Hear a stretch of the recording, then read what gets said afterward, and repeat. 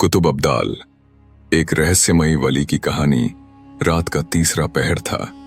चारों ओर गहरी खामोशी थी, लेकिन दमिश्क की संकरी गलियों में एक बुजुर्ग शख्स तेज कदमों से आगे बढ़ रहे थे। उनका चेहरा नूरानी था, आंखों में गहराई और दिल में सुकून। लोग उन्हें शेख अली के नाम से जानते थे, मगर बहुत कम लोग जानते थे कि वे कुतुब अब्दाल हैं। वो मुकर्रब बंदे जिन्हें अल्लाह जमीन पर अपनी रहमतों को कायम रखने के लिए चुनता है। अनजान मेहमान शेख अली जब अपनी कुटिया में पहुंचे तो उन्होंने देखा कि एक मुसाफिर दरवाजे पर खड़ा है। उसकी हालत खराब थी, कपड़े धूल से भरे हुए थे और चेहरा थकान से चूर। शेख अली ने उसे अंदर बुलाया और पानी पेश किया। ऐ मुसाफिर, कहां से आ रहे हो? शेख अली ने नरमी से पूछा। मैं सुदूर बगदाद से आया हूं। मेरी जिंदगी परेशानियों से घिरी है।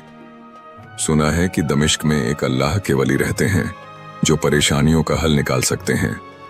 वह आदमी बोला। शेख अली मुस्कुराए। तुम्हें यहां किसने भेजा?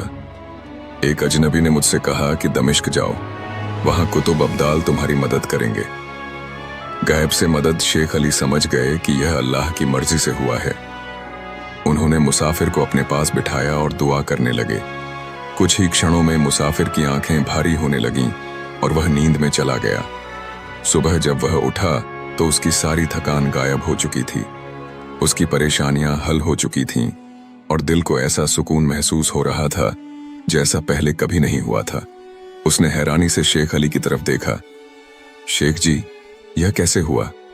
शेख अली हल्की मुस्कान के साथ बोले, जब अल्लाह अपने किसी बंदे को पसंद करता है तो उसकी परेशानियां खुद ब खुद दूर हो जाती हैं।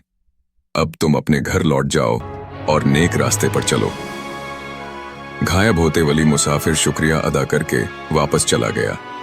लेकिन जब वह 2 साल बाद दोबारा दमिश्क आया तो शेख अली की कुटिया वीरान थी। लोगों से पूछा तो किसी को उनके बारे में कुछ नहीं पता था। एक बुजुर्ग आदमी ने बस इतना कहा, बेटा, कुतुब अब्दाल जब अपना काम पूरा कर लेते हैं तो गायब हो जाते हैं।